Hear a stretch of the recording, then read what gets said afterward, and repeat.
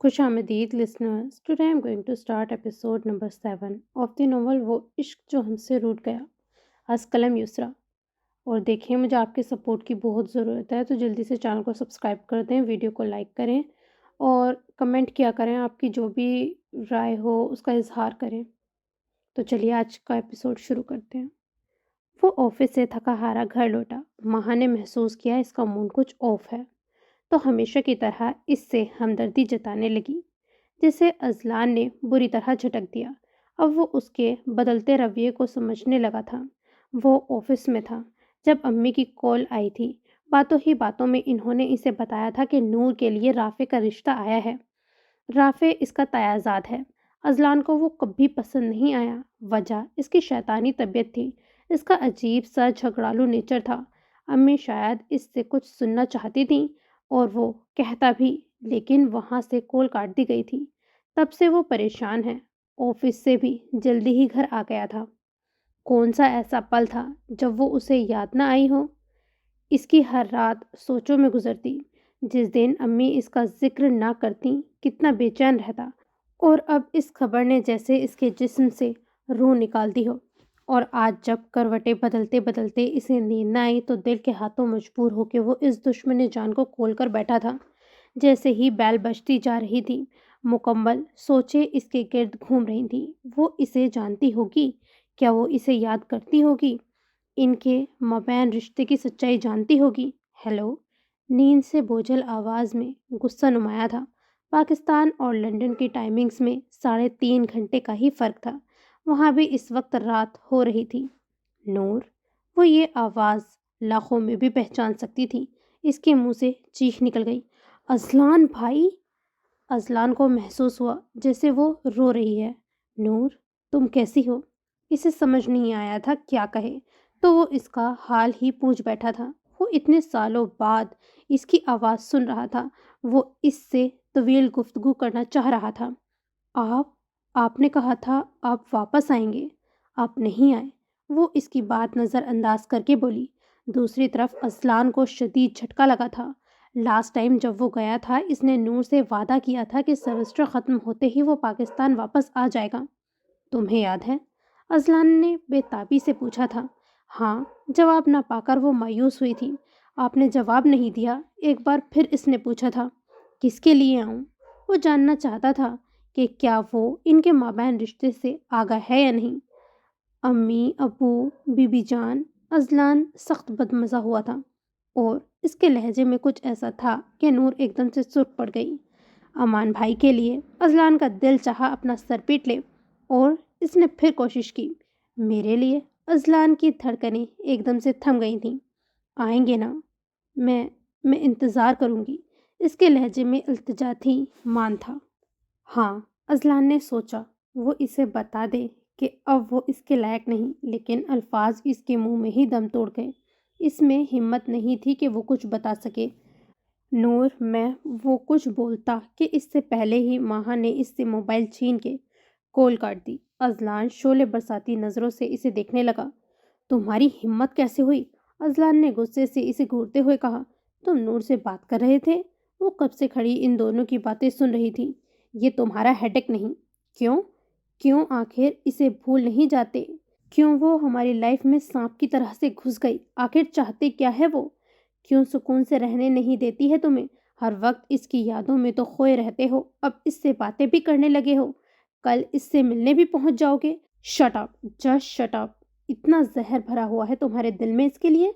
अब मुझे समझ आ रहा है तुम्हारे बदलते रवैये की वजह, लेकिन अब भी एक बात से अनजान हो। क्यों किया? क्या हासिल हुआ तुम्हें? जवाब दो। क्यों किया था वो नाटक? क्यों खुद को बेइज्जत किया? हर किसी की नज़रों में अपने लिए नफरत पैदा करके मेरा दिल जीतना चाह रही थी, क्योंकि मोहब्बत तो तुम्हें मुझसे कभी थी ही नहीं। असल वजह बताओ क्या है? अजलान के लहजे में सांप की सी फंकार थी। महानूर का चेहरा एकदम से जर्द पड़ गया था। वो सोफे का सहारा लेकर बैठ गई थी और जग से पानी ग्लास में उंडेल के एक ही सांस में पी गई थी। ऐसा कुछ नहीं, वो कांपते लहजे में गोया हुई थी। अब तुम्हारे मुंह से अदा होने वाले अल्फाज मेरा जवाब ना हुए तो तुम इस घर से बाहर होगी। अजलान के सर्द लहजे से वो बुरी तरह से कांप उठी थी। اذلان میں وہ پھوٹ پھوٹ کے روتی تھی۔ میں نے بچپن سے اسی ماحول میں آنکھ کھولی جہاں صرف مرد کا ایک حکم عورت کے لیے پتھر کی لکیر بن جاتا ہے۔ میرے بابا نے مجھے یاد نہیں پڑتا کہ کبھی پیار سے بلایا ہو۔ پیار پیار سے بات کرنا تو دور، وہ عورت کی عزت تک نہیں کرتے تھے۔ کوئی ایسا دن نہیں تھا جب انہوں نے اماں پہ ہاتھ نہ اٹھایا ہو۔ ساری زندگی میں نے روتے گزاری، لیکن ایک امید تھی کہ شادی کے بعد اس ماحول سے آزاد ہو جاؤں گی۔ لیکن نہیں، یہاں بھی بابا نے مجھ سے میری زندگی جینے کے حقوق چھین کے ایک ایسے مرد کو دینے چاہے جو انہی کے نقش قدم پہ چلتا تھا۔ میرا منگیتر آذر خان انتہائی گھٹیا انسان تھا۔ عورت اس کی کمزوری ہے۔ کوئی ایسی لڑکی نہیں ہے ہمارے علاقے میں جسے اس نے بخشا ہو۔ آئے دن اس کی آواریوں کے قصے مشہور ہوتے۔ نشے کی حالت میں وہ اپنے باپ کی عزت تک نہیں کرتا، وہ مجھے کیسے عزت دے گا؟ اسی لیے میں نے بابا سے التجا کی کہ وہ مجھے کراچی پڑھنے کے لیے بھیج دیں۔ آگے تو ویسے بھی جو ہونا ہے ان کی مرضی سے ہوگا، لیکن اذلان محبت میں تم سے کرتی تھی، اسی لیے وہ سب کیا۔ Shut up! محبت تم صرف خود سے کرتی ہو۔ تمہیں مجھ سے محبت نہیں تھی، میرے بیک گراؤنڈ سے تھی۔ میرے جانے کے بعد تمہیں شکار اپنے ہاتھوں سے نکلتا ہوا محسوس ہوا، اسی لیے آخری دن تم نے مجھے پرپوز کیا تھا۔ میرا پرپوزل جھٹلانے پہ تم نے اویس کو اپنی طرف مائل کیا، لیکن وہ تمہیں وہ آزادی نہیں دے سکتا جو تمہیں مجھ سے ملتی، کیونکہ اگر تم اویس سے شادی کرتی تو تمہاری فیملی تمہیں آرام سے ڈھونڈ لیتی۔ اسی لیے تم نے وہ گھٹیا حرکت کی، اور اس میں زین بھی شامل تھا۔ ماہ نور نے جھٹکے سے اسے دیکھا تھا۔ وہ پوچھ نہیں رہا تھا، بتا رہا تھا۔ اذلان کو یہ ساری باتیں خود زین نے بتائی تھیں۔ وہ ایک گلٹ میں رہنے لگا تھا کہ اس نے اپنے دوست کے ساتھ اچھا نہیں کیا۔ شک مجھے اسی وقت ہو جانا چاہیے تھا جب زین کو نکاح خواہ کا کہا۔ میرے کہنے کی دیر تھی کہ وہ حاضر ہو گئے، اور یہ بھی اچھی طرح جانتا ہوں تم کیوں میری طرف بڑھی تھی۔ تمہیں اولاد کی کوئی خواہش نہیں تھی، تم بس میرے پیروں میں اولاد کی جنزیر ڈالنا چاہتی تھی، تبھی بے خوفی سے عمر کو مارنے چلی تھی۔ کیا ملا تمہیں ماہا یہ سب کر کے؟ آزادی، ایسی آزادی چاہیے تھی تمہیں کہ دن رات پارٹیز کرو، اپنی اولاد کو ٹارچر کرو۔ کتنے خوفزدہ رہتے ہیں تم سے تمہارے اپنے بچے، اندازہ ہے تمہیں؟ میرا بس چلے تو میں نہ جانے کیا کر بیٹھوں۔ اس وقت مجھے تم سے شدید نفرت ہو رہی ہے۔ میں سب بھلا سکتا ہوں، لیکن جو تم ان دو معصوموں کے ساتھ کرتی ہو وہ کبھی نہیں بھلا سکتا۔ اذلان کی گلے کی رگیں صاف واضح ہونے لگی تھیں۔ اس وقت ماہا کو اذلان سے خوف محسوس ہو رہا تھا۔ اور ایک آخری سوال، تم کیسے جانتی تھیں میں اس روم میں جاؤں گا؟ اذلان نے تھوڑی سے پکڑ کر اس کا چہرہ اوپر کیا تھا۔ بس اتنا اندازہ تھا جہاں لائٹ آن ہوگی تم نہیں جاؤ گے۔ 4 ماہ میں تمہیں اتنا تو جان گئی تھی تم اپنی ذات سے کسی کو تکلیف نہیں پہنچاتے۔ تمہیں لگے گا وہاں آلریڈی کوئی ہے، اسی لیے نہیں جاؤ گے۔ اذلان نے روم کے 1-2 چکر لگائے جیسے غصہ کم کرنا چاہ رہا ہو۔ کل ہم پاکستان جا رہے ہیں، اگر نہیں جانا چاہتی ہو تو رہو یہاں۔ کہتے ساتھ ہی اس نے لائٹر اٹھا کے سگریٹ سلگا لیا تھا۔ اذلان، تم اس سے شادی؟ وہ کانپتے لہجے میں گویا ہوئی۔ میں وہاں صرف اپنی فیملی سے ملنے جا رہا ہوں اور انہیں سچ بتانے۔ یہ بات تم بھی جانتی ہو، کوئی شادی شدہ مرد سے اپنی بیٹی کی دوسری شادی نہیں کرے گا۔ لیکن اس سب میں جو اہم بات ہے وہ سنو۔ اگر 1 ماہ کے اندر ہنی اور عمر کو تم نے اپنا عادی نہ بنایا تو ٹھیک اگلے ماہ کی 1 تاریخ کو تمہارے ہاتھ میں ڈائیورس پیپرز ہوں گے۔ وہ اس کے سر پہ دھماکہ کر کے جا چکا تھا۔ سین چینج۔ کراچی آنے کے بعد وہ اپنے نانا کے گھر آ گیا، جو وصیت میں اس کی ماں کو ملا تھا۔ اذلان نے اپنے آنے کی اطلاع کسی کو نہیں دی، البتہ اسے امی سے نور کے بارے میں معلوم ہوتا رہتا تھا۔ یہاں آ کر اس نے نور کی ساری انفارمیشن نکلوائی تھی۔ وہ میڈیکل کے پہلے سال میں ہے اور یہاں ہاسٹل میں اپنی دوستوں کے ساتھ رہتی ہے، لیکن آج اسے ریسٹورنٹ میں دیکھ کے اذلان کا خون کھول اٹھا۔ اگر وہ وہاں سے نہ آتا تو ضرور اسے 2 تھپڑ لگا دیتا۔ نور نے بلیک ٹائٹ پینٹ پہ ریڈ ٹاپ پہنا تھا، جس کے اوپر اس نے بلیک کوٹ پہنا ہوا تھا، لیکن کوٹ اتارنے پہ اس کے جسم کے حصے نمایاں ہو رہے تھے۔ اس نے سلیو لیس شرٹ پہنی ہوئی تھی جس کا گلا گہرا تھا۔ ابھی تک سوچ سوچ کے اس کی کنپٹیاں سلگنے لگی تھیں۔ نہ جانے کتنی نظریں اس پر اٹھی تھیں۔ دل چاہ رہا تھا ایک ایک کی آنکھ پھوڑ دے۔ اذلان وہ بیڈ پہ آنکھیں موندے لیٹا تھا، اسی کو سوچ رہا تھا کہ ماہا کے پکارنے پر چونک اٹھا تھا۔ وہ اٹھ بیٹھا۔ مجھے کچھ پیسے چاہیے۔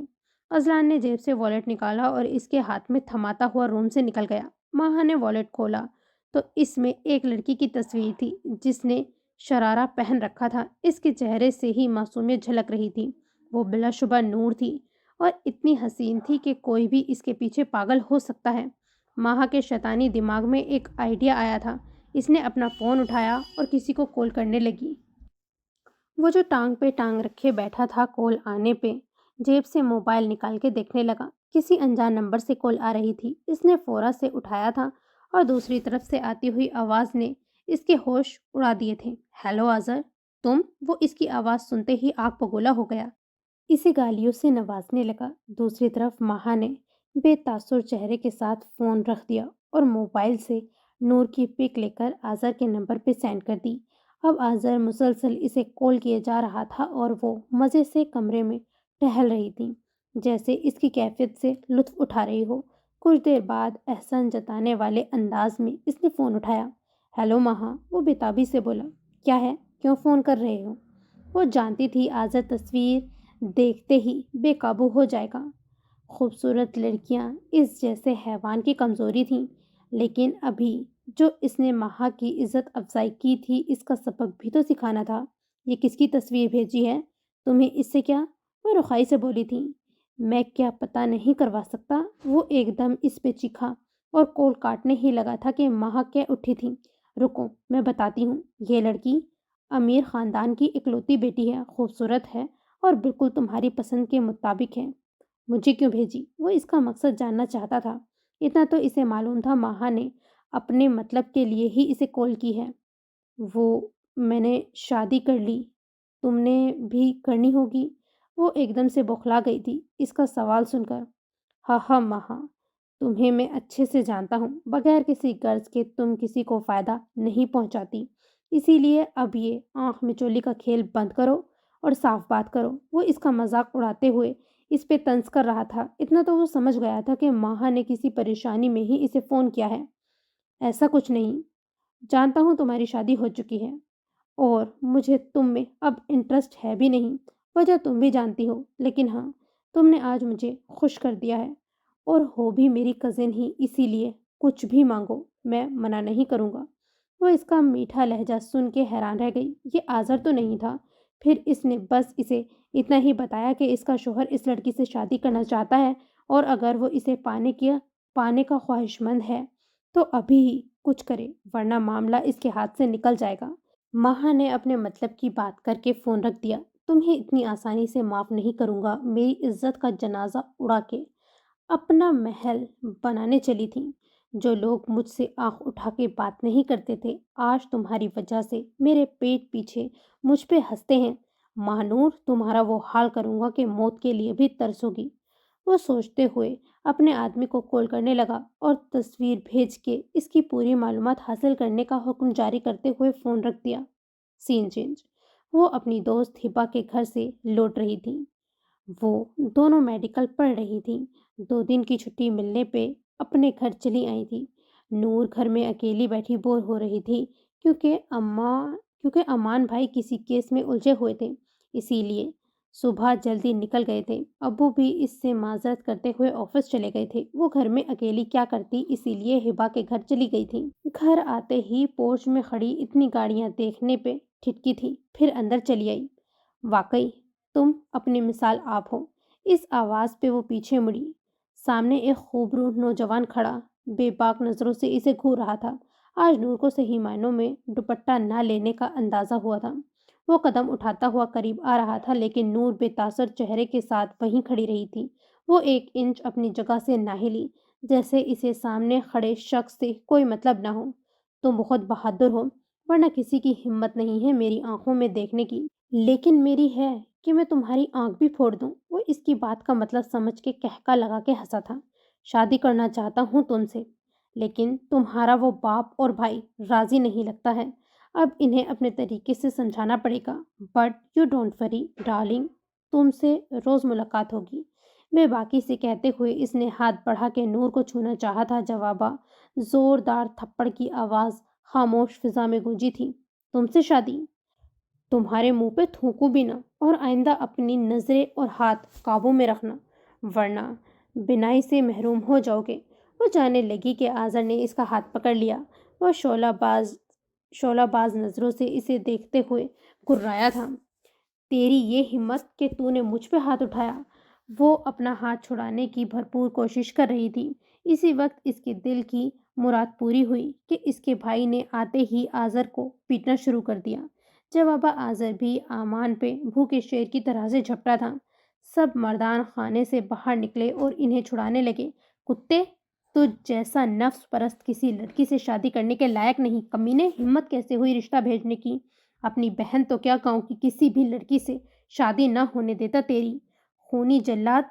تیرے خلاف جس دن ثبوت ملا اندر کر دوں گا۔ امان بھوکے شیر کی طرح سے گررایا تھا۔ عظیم شاہ انہیں لے کر اندر آ گئے تھے۔ سین چینج۔ یہی وجہ تھی انکار کی؟ وہ اس کے آنسو دیکھتے ہوئے بولا، جو رکنے کا نام ہی نہیں لے رہے تھے۔ وہ لیکچر لے کر نکل رہی تھی کہ اسے آذر مل گیا، جو کب سے اس کے فارغ ہونے کا انتظار کر رہا تھا۔ اس نے آذر کو دیکھ کے برا سا منہ بنایا تھا، جو آذر دیکھ چکا تھا۔ آس پاس اسٹوڈنٹس انہی کو دیکھ رہے تھے، کیونکہ آذر اپنے آدمیوں کے ساتھ آیا تھا۔ کیوں ان آنکھوں پہ ظلم کرتی ہو میری جان؟ یہ شخص تمہاری قدر نہیں جانتا، اسے اندازہ نہیں ہے کیا انمول موتی گنوایا ہے اس نے۔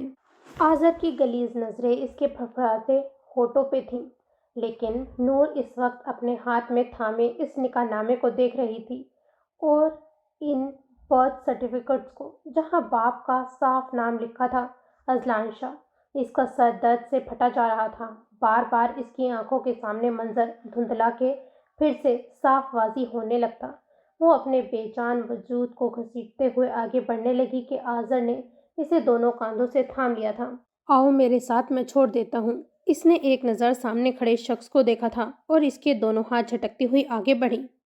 اب بارات لے کر ہی آؤں گا۔ وہ انسنی کرتے ہوئے ڈرائیور کے ساتھ نکل گئی تھی۔ اس کی منزل ہاسٹل نہیں، اس کا گاؤں ہے۔ سین چینج۔ بچے، کیا ہوا؟ کیوں رو رہی ہو؟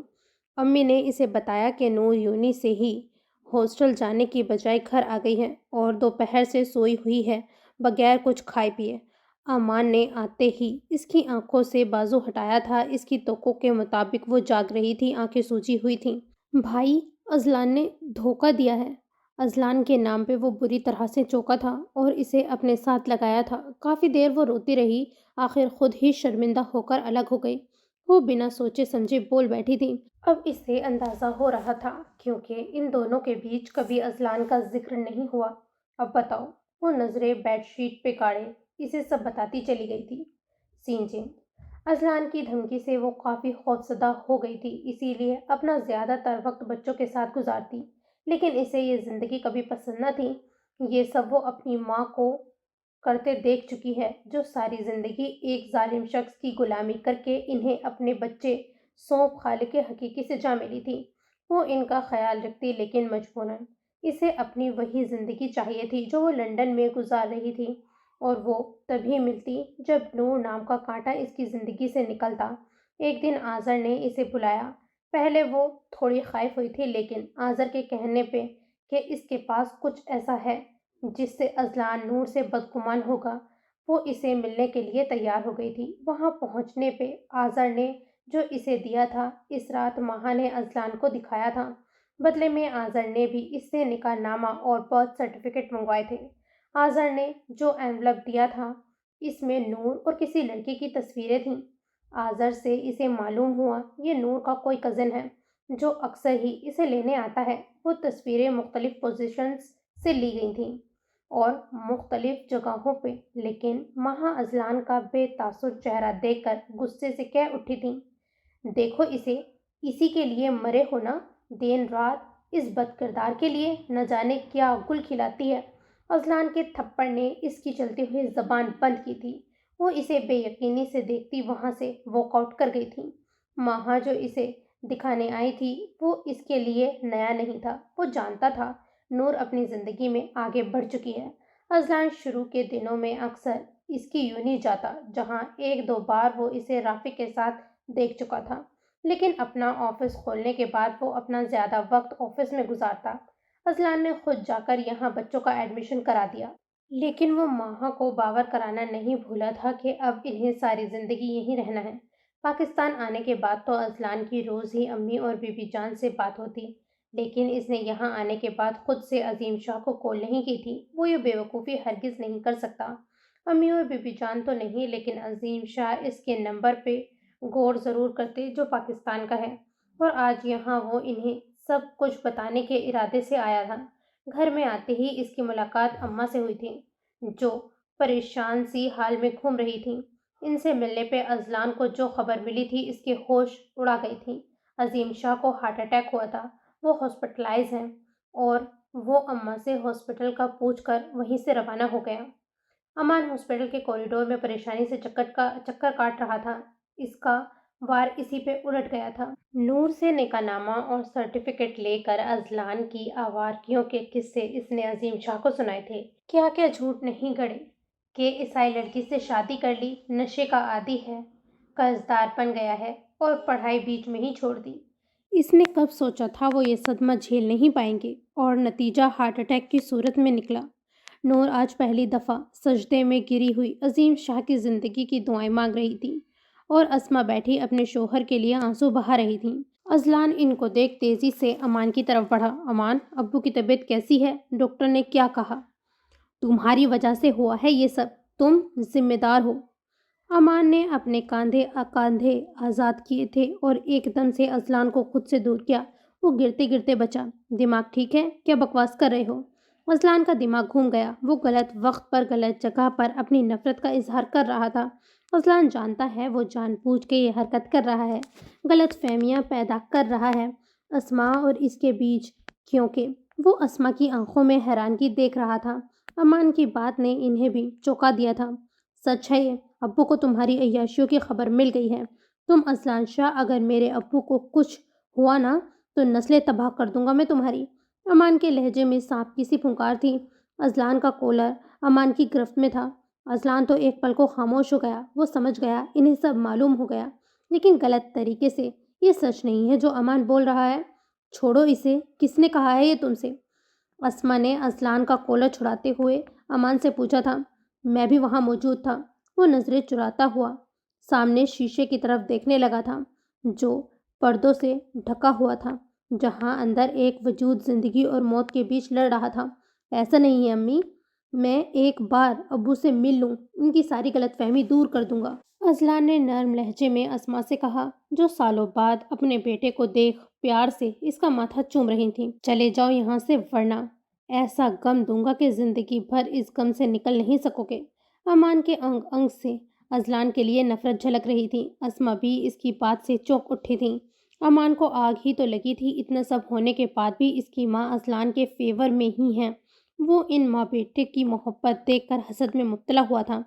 امان، اسما اس کی طرف بڑھی۔ امی، اسے کہہ دے چلا جائے یہاں سے، ابو نے اگر اسے دیکھا تو ان کی طبیعت اور بگڑ جائے گی، اسے کہیں چلا جائے یہاں سے۔ اذلان وقت کی نزاکت کو دیکھتے ہوئے وہاں سے چلا گیا، لیکن ایک بات کا اسے یقین ہو گیا، امان نے ہی ابو کو بتایا ہے، کیونکہ اس کے لیے انفارمیشن کلیکٹ کرنا آسان ہے۔ وہ کوریڈور عبور کر کے ہاسپٹل سے جانے لگا تھا کہ ایک خوبصورت چہرے نے اسے اپنی گرفت میں لے لیا۔ دوپٹے کو نماز کے اسٹائل میں باندھے، وہ شلوار قمیض میں ملبوس سوجی آنکھیں لیے ایک لمحے کو وہ اس کے سامنے آئی، لیکن اگلے ہی لمحے وہ اپنی آنکھیں رگڑتی ہوئی اس کے پاس سے گزر گئی۔ اذلان نے پیچھے مڑ کے اسے دیکھا، جو اس سے بے نیاز اپنی زندگی میں آگے بڑھ چکی تھی، اور اذلان وہیں کا وہیں کھڑا رہ گیا تھا۔ عظیم شاہ گھر آ چکے تھے۔ ان کے آتے ہی امان خود نور کو ہاسٹل چھوڑ آیا تھا۔ وہ جانا نہیں چاہتی تھی، لیکن اس کی پڑھائی کا کافی خرچ ہو چکا تھا۔ اس دوران اذلان ان سے 2 دفعہ ملنے آیا، لیکن عظیم شاہ نے اس سے ملنے سے منع کر دیا، تو وہ بی بی جان اور امی سے مل کے لوٹ گیا۔ لیکن اس نے بی بی جان کو سب بتا دیا کہ اس نے یہ سب مجبوری کے تحت کیا، اور بی بی جان کا جواب سن وہ بس مسکرا کے رہ گیا تھا۔ انہیں اپنے پر پوتوں سے ملنا تھا، اور وہ انہیں ایک دن کے لیے اپنے ساتھ لے گیا تھا۔ ہنی اور حمزہ تو انہیں دیکھ خوشی سے اچھل ہی پڑے تھے۔ پہلی دفعہ انہوں نے ماں باپ سے ہٹ کے کوئی رشتہ دیکھا تھا۔ ہنی پورا دن ان کی تیمارداری میں لگا رہا تھا۔ اور حمزہ اپنے بڑے بھائی کی حرکتیں دیکھ کر اس کے ساتھ دیتا تھا۔ پھر مشکل سے 3 دن گزرے ہوں گے، انہیں اپنا گھر یاد آنے لگا۔ اذلان انہیں واپس چھوڑ آیا تھا۔ وہ کہہ رہے تھے کہ اذلان کو کہ وہ واپس آ جائیں۔ کیسے آتا؟ اتنا آسان نہیں تھا۔ ابو اس سے ملنے کے لیے تیار نہیں تھے تو کیسے ایک ہی گھر میں اسے برداشت کرتے؟ وہ انہیں چھوڑ کر کراچی آ گیا۔ بہت مشکل سے اسے ایک کانٹریکٹ ملا تھا۔ اس نے اپنے کافی دوستوں سے رابطہ کیا، انہی کے ذریعے اسے ایک کانٹریکٹ ملا تھا۔ اسے کل ہی اپنے آئیڈیاز ٹیم کو دکھانے تھے، اسی لیے وہ پوری رات اپنی پریزنٹیشن مکمل کرتا رہا اور آج صبح ہی ماہا نے اسے حمزہ کی طبیعت خرابی کا بتایا تھا۔ اذلان نے ڈاکٹر سے اپائنٹمنٹ لے کر ماہا کو جانے کا کہا، لیکن اس کے صاف انکار پہ وہ خون کے گھونٹ پی کر رہ گیا تھا۔ وہ خود ہی تیار ہو کر حمزہ کے ساتھ جانے لگا کہ ماہا بھاگتی ہوئی آئی۔ اذلان، میں اسے لے جاؤں گی، تمہاری میٹنگ ضروری ہے۔ آخر ساری رات جاگ کر تم نے محنت کی ہے، تم جاؤ۔ اذلان عجلت میں سر اسبات میں ہلاتے ہوئے آفس کے لیے روانہ ہو گیا۔ سین چینج۔ عظیم شاہ کے گلے لگ وہ بچوں کی طرح سے لپٹ کے رویا تھا۔ ایک قیامت آ کر گزری تھی اس پہ۔ وہ ابھی اپنے جگر کے ٹکڑے کو دفنا کر گھر لوٹا تھا۔ آہستہ آہستہ سب مہمان چلے گئے۔ پورے گھر میں خاموشی کا راج تھا۔ امان باہر کار میں بیٹھا عظیم شاہ کا انتظار کر رہا تھا اور وہ یہاں بیٹھے اپنے عزیز بھائی کی نشانی کو بکھرتا ہوا دیکھ رہے تھے۔ انہیں اسما نے بتا دیا تھا اذلان نے مجبوری میں شادی کی تھی۔ تب سے وہ امان سے ناراض تھے، غلط بیانی پر، اور اذلان سے ایک بار مل کر اس سے پوچھنا چاہتے تھے کہ کیوں اذلان نے ان کی بیٹی کے خواب مٹی میں ملا دیے۔ وہ اپنی بیٹی کی محبت سے واقف تھے جو انجانے میں اسما نے اس کے دل میں جگائی تھی، لیکن اب وہ ٹوٹ چکا تھا، بکھر چکا تھا۔ عظیم شاہ نے اسے چلنے کا کہا تو اس نے انکار کر دیا، لیکن عظیم کے غصے سے چھڑکنے پہ یہ کہہ دیا کہ وہ جلد واپس لوٹ آئے گا، حالانکہ اس کا ایسا کوئی ارادہ نہیں تھا۔ وہ گہری سانس لیتے ہوئے امان کے ساتھ گھر لوٹ آئے۔ اگر اسے معلوم ہوتا عمر کبھی واپس نہیں آئے گا وہ اسے جانے ہی نہیں دیتا۔ کوئی حیوان ہی تھا جس نے انہیں دردناک موت دی۔ ماہا کو اتنے برے طریقے سے مارا تھا کہ وہ تو اسے پہچان بھی نہ پایا، لیکن حیرت اسے اس بات کی تھی وہ گاؤں کیوں گئی اور ڈرائیور نے اسے اطلاع تک نہ دی۔ وہ اکیلے ڈرائیو کر کے گاؤں پہنچ گئے تھے۔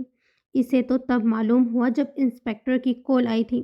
ماہا کے موبائل سے انہوں نے اسے کال کی تھی کیونکہ لاسٹ کال ماہا کے فون میں اذلان کی تھی، اسی لیے انہوں نے اسے کال کی۔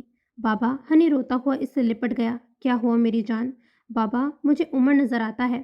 اذلان کا سانس ایک پل کے لیے تھم گیا تھا، پھر وہ صبح ہی ہنی کے ساتھ گاؤں روانہ ہو گیا۔ امی ابو اسے دیکھتے ہی لپٹ گئے تھے، سب خوشگوار حیرت سے اسے ملے تھے۔ امی نے جب ہنی کو گلے لگانا چاہا تو وہ ڈر کے اذلان کی ٹانگوں سے چپک گیا تھا۔ وہ خوف سے آنکھوں کو بڑا کیے انہیں تک رہا تھا۔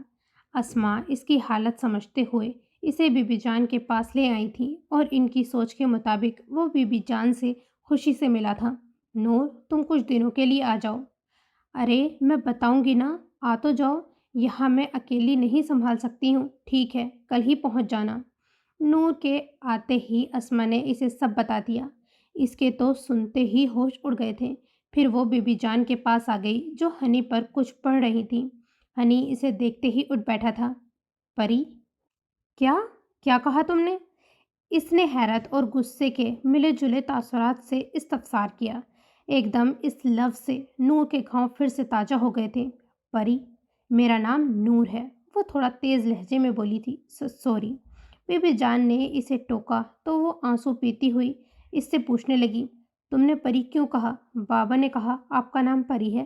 وہ بی بی جان سے چپک کر بیٹھ گیا تھا۔ سامنے بیٹھی اس لڑکی سے اسے خوف محسوس ہو رہا تھا۔ وہ اپنے کمرے میں چلی آئی تھی اور رات تک وہیں رہی۔ صبح امی کی ڈانٹ پہ وہ زیادہ وقت ہنی کے ساتھ رہی تھی اور اس دوران اسے اپنے کل کے رویے پہ شرمندگی ہوئی تھی۔ وہ اس سے کافی دیر باتیں کرتا رہا۔ وہ ہوں ہاں میں جواب دیتی رہی۔ اسے ماننا پڑا، ہنی کافی انٹیلیجنٹ ہے، وہ ہر چیز کو گہرائی سے آبزرو کرتا ہے۔ اس کے سوال سن کے تو نور کا دماغ چکرا گیا تھا۔ رات میں اس نے لوڈو منگوایا تھا اور وہ بی بی جان کے کمرے میں رات دیر تک لوڈو کھیلتے رہے۔ پھر ہنی ان کے ساتھ سونے لیٹ گیا تھا اور وہ اپنے کمرے میں چلی آئی۔ وہ صوفے پہ ٹانگ رکھے بیٹھا تھا۔ ہنی کو اس نے اپنی گود میں بیٹھایا ہوا تھا۔ نور تیز دھڑکنوں کے ساتھ भरपूर मर्दाना वजाहत के मालिक इस शख्स को तक रही थी। गोरी रंगत, तीखे नक्श व निगार, वो पर्दे की ओट से इसे तक रही थी। नूर हनी को ढूंढ रही थी कि अम्मी ने इसे बताया वो अजलान के पास है, अम्मी के रूम में बैठा है। तब से वो इसे तक रही थी। वो धीमे लहजे में हनी से बात कर रहा था। इसकी ब्राउन आंखें, इसका धीमा लहजा इसे एक बार फिर अपने हिसार में जकड़े हुए थे। वो जितना पीछा छुड़ा ले, वो इस शख्स को चाहकर भी भूल नहीं सकती। परी, अजलान की गोद में बैठा हनी इसे देखकर चहक उठा था, जबकि नूर घबरा के बिल्कुल पर्दे के पीछे छुप गई थी। हनी के बच्चे, तुम्हें तो बताती हूँ। हनी की पुकार पे शाह ने भी इस तरफ देखा था, लेकिन वहाँ कोई न था। वो अपना फ़ोन लेकर उठ खड़ा हुआ और हनी की पेशानी पे बोसा देता हुआ अपने कमरे में चला गया। अजलान के जाने के बाद इसने हनी की खूब खबर ली थी। फिर गुस्से से इसका हाथ पकड़ के बाहर ले आई थी, जहाँ टेबल पे केक रखा था और ऊपर हैप्पी बर्थडे हनी लिखा था। आपको कैसे पता? नूर इसका खुशी से दमकता हुआ चेहरा देख रही थी। अजलान तो हर साल इसकी बर्थडे सेलिब्रेट करता होगा। फिर भी नूर को लगा जैसे वो इन खुशियों से बहुत दूर है, या शायद इसकी सोच थी, अम्मी ने बताया तभी तुमसे तुम्हारे पापा मिलने आए थे ना। वो हनी को देख रही थी, जिसकी नज़रें चॉकलेट केक पे थीं। हाँ, थैंक यू सो मच, आप बहुत अच्छी हैं परी। वो तो हूँ, तभी सुबह से केक बनाने में लगी हुई थी। आपको कुकिंग आती है? हाँ, बीबी जान बहुत तेज़ है, कहती हैं लड़कियों को सब काम आने चाहिए। नूर ने इसके कान में घुस के राजदारी से कहा, जिसे बीबी जान कहीं से आ जाएंगी। हनी इसकी बात सुनकर मुस्कुरा उठा था। सीन चेंज, आप क्यों जा रही हैं? अब मेरे साथ कौन खेलेगा? हनी ने इसका हाथ पकड़ लिया कि कहीं वो चली न जाए। हनी, मेरा बहुत लॉस हो चुका है। मेरी फ्रेंड्स की कॉल आई थी, अगर मैं नहीं गई तो मुझे यूनी से निकाल देंगे। निकालने वाली बात इसने ऐसे ही कही थी ताकि वो इसे जाने से रोके ना। हनी, मेरे लिए मेरी पढ़ाई, मेरा फ्यूचर बहुत इम्पोर्टेंट है। मैं तुमसे मिलने आती रहूँगी, अपना ख्याल रखना। वो कार में बैठ चुकी थी। हनी इसे जाता हुआ देखता रहा। इसे लग रहा था जैसे वो इस वीरान दुनिया में तन्हा रह गया है। सीन चेंज, वो हर रोज़ पुलिस स्टेशन के चक्कर लगा रहा था। मर्डर यहाँ हुआ था और इसे यकीन था मुजरिम भी इसी गांव में होगा। इसने ये केस अमान को नहीं दिया था। वो रत्ती भर भी इस पर भरोसा नहीं करता। ऑफिस वो फैज़ान के हवाले कर आया था, जो बच्चों और आयशा को इनके ननिहाल छोड़ने आया था। इसे हनी की भी टेंशन थी, जो अपनी पढ़ाई को भूल बैठा था। इसका अगले हफ्ते ही वापस जाने का इरादा था। अजलान इसे देख चुका था। वो पर्दे के पीछे छुपी हुई थी। इसके पैर साफ नज़र आ रहे थे। वो इसे काफ़ी दफ़ा हवेली में घूमते देख चुका है। जो हनी का हाथ पकड़े इसे हवेली में घुमाती थी। अजलान जब दोनों को साथ देखता, इसके दिल में एक ख्वाहिश जागती, जिसे वो झटक देता। ये नामुमकिन था कि वो एक शादीशुदा मर्द से शादी करती, और वो तो अपनी ज़िंदगी में काफ़ी आगे निकल चुकी थी। शाह साहब, आप जल्दी पुलिस स्टेशन आ जाएं। हाँ, बस मैं आ रहा हूँ। वो अस्मा से कार की चाबी लेकर पुलिस स्टेशन पहुंचा था। रैश ड्राइविंग करके इसने 15 मिनट का सफ़र 10 मिनट में तय किया। वो अंदर जा रहा था कि इसकी टक्कर अमान से हो गई। वो इसे खा जाने वाली नज़रों से घूरता हुआ बाहर निकल गया। अजलान भी अंदर आकर ऑफिसर से मिलने लगा। याद रखना, नस्लें तबाह कर दूंगा मैं तुम्हारी। ऐसा गम दूंगा कि ज़िंदगी भर इससे निकल नहीं सकोगे। ये ब्रेसलेट, चैन भी इनकी है। ये हमेशा इनकी कलाई पे बंधी होती है। लोकेशन भी आसपास की है। अमान की खामोशी ऐसा तूफान लाएगी वो सोच भी नहीं सकता। नफ़रत और हसद इंसान को आंखों से अंधा और अक्ल से खारिज कर देती है, और अमान की नफ़रत ने इससे इसकी ज़िंदगी छीन ली। वो चैन उठाता हुआ घर पहुंचा था। अस्मा और अजीम शाह को इसने एक एक बात बताई, बचपन की, हॉस्पिटल की, और अब ऑफिसर से होने वाली गुफ्तगू, लेकिन इसकी तोक़ों के ऐन मुताबिक किसी ने इसकी बात पे यकीन न किया था। अजलान का गुस्से से बुरा हाल था। अगर यही सब अमान अपने सगे भाई के साथ करता, तब भी अब्बू इसका साथ देते। आज ज़िंदगी में पहली मर्तबा इसने अजीम शाह से बदतमीज़ी की थी। ये तक कह दिया कि बेटी की मोहब्बत में आपने भी अमान का साथ तो नहीं दिया। वो दोनों ही इस वक्त इसके सामने निढाल से बैठे थे। अजलान ने हनी का सामान पैक किया और इसके एहतजाज करने के बावजूद इसे कार में बैठाया। اسما نے ازلان کی حالت دیکھ بی بی جان کو بھی ان کے ساتھ روانہ کیا۔ ازلان نے ڈرائیور کے ساتھ انہیں روانہ کیا اور خود پولیس اسٹیشن چلا آیا۔ شاہ صاحب، ہم کانٹیکٹ کر رہے ہیں، ان کا نمبر بند ہے، وہ ایک کیس کے سلسلے میں گئے تھے۔ ازلان کو اپنی غلطی کا احساس شدت سے ہوا تھا۔ اس نے ہاتھ کا مکہ بنا کے دیوار پہ مارا تھا۔ اسے عظیم شاہ کو بتانا نہیں چاہیے تھا۔ یقیناً امان اب تک تو یہاں سے جا چکا ہوگا۔ اب اس کے پاس ایک ہی راستہ تھا، امان کو واپس لانے کا۔ وہ خود جس رسم سے نفرت کرتا آیا تھا، آج اپنے بیٹے کے لیے وہ اس رسم کا حصہ بن گیا۔ سین چینج۔ کیا مسئلہ ہے؟ ہر دوسرے دن حویلی، مجھے کوئی پڑھنے کیوں نہیں دیتا؟ وہ غصے سے سامنے کھڑے ڈرائیور سے مخاطب ہوئی۔ بی بی جی، صاحب کی طبیعت ٹھیک نہیں۔ ڈرائیور نے یہی حربہ آزمایا تھا۔ نور کو اپنا سانس بند ہوتا ہوا محسوس ہوا۔ گھر کا ماحول عجیب تھا۔ اس کے تمام رشتہ دار بیٹھے تھے۔ اسما بیٹھی رو رہی تھیں اور تائی پاس ہی بیٹھی انہیں چپ کرا رہی تھیں۔ کیا سب ختم ہو گیا؟ اس کے ابو چلے گئے اسے بے سہارا چھوڑ کر؟ ایک طرف عورتیں بیٹھی تھیں تو دوسری طرف مرد۔ وہیں اس کے ابو تایا کے ساتھ بیٹھے تھے۔ بے جان وجود میں جان کیسے آتی ہے، اس ایک پل نے اسے بتایا تھا۔ وہ تیز قدم اٹھاتی ہوئی ابو کے پاس آئی۔ نور، آج تمہارا نکاح ہے ازلان کے ساتھ۔ دعائیں ایسے بھی قبول ہوتی ہیں؟ اس نے سوچا بھی نہیں تھا۔ اسما نے اسے دیکھتے ہوئے کہا، اور پھر کچھ ہی دیر میں ان کا نکاح ہوا۔ وہ جو سمجھ رہی تھی رخصتی پڑھائی ختم ہونے کے بعد ہوگی، اسما کی بات سے حیران رہ گئی تھی۔ نور، تم جانتی ہو ازلان نے کیا کھویا ہے؟ اس وقت وہ تھوڑا اسما کو سمجھ نہیں آیا تھا کیسے بات کریں۔ تم اسے سنبھال لو گی نور، مجھے یقین ہے۔ جانتی ہو وہ ایک دنیا سے لڑ سکتا ہے تمہارے لیے، اور اس بات سے بھی واقف ہو پہلے شادی مجبوری تھی اس کی۔ جی امی۔ پھر ایک عجیب بات ہوئی، نہ مہندی لگی، نہ سجی سوری، نہ ہی رخصت وہ شوہر کے ساتھ ہوئی۔ امی ابو بار بار اسے دیکھ کے روتے، امی بار بار اس کی پیشانی کے بوسے لیتی۔ آخر رخصت ہو کے وہ اس گھر میں آ گئی اماں کے ساتھ۔ یہاں آ کر وہ بی بی جان سے ملی جو اسے دیکھ آنسو بہا رہی تھی۔ اسے دیکھ ہنی تو خوشی سے اچھل ہی پڑا تھا۔ اسے اپنے ٹوئز دکھانے لگا، پھر پورا گھر، اور جو سوال اس نے نور سے کیا وہ تو سنتے ہی بوکھلا گئی تھی۔ آپ کون سے روم میں رہیں گی؟ تمہارے بابا کا کون سا ہے؟ وہ جب شاہ کے کمرے میں پہنچی تو اس کا سوٹ کیس پہلے سے وہاں رکھا ہوا تھا۔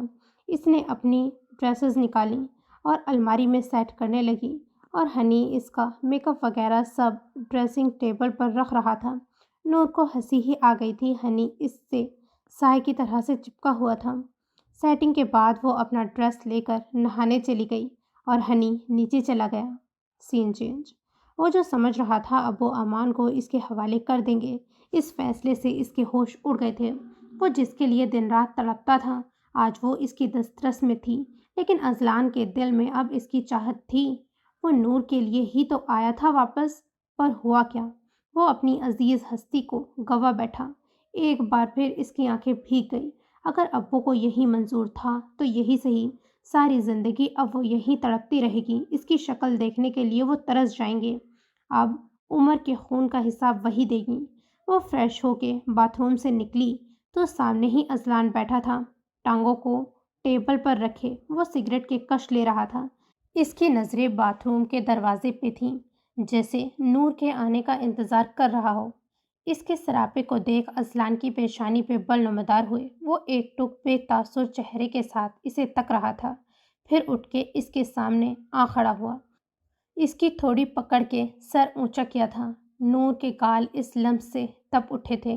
کافی دیر تک جب ازلان بنا کچھ بولے اسے دیکھتا رہا تو نور نے نرمی سے اپنا چہرہ آزاد کرتے ہوئے سر اس کے سینے پر رکھ دیا تھا۔ اس کے کولون کی مہک نور کے حواسوں پہ چھائی ہوئی تھی۔ ازلان تو اس کی جرأت پہ حیران تھا۔ میں آپ کا ہر غم، ہر تکلیف دور کر دوں گی۔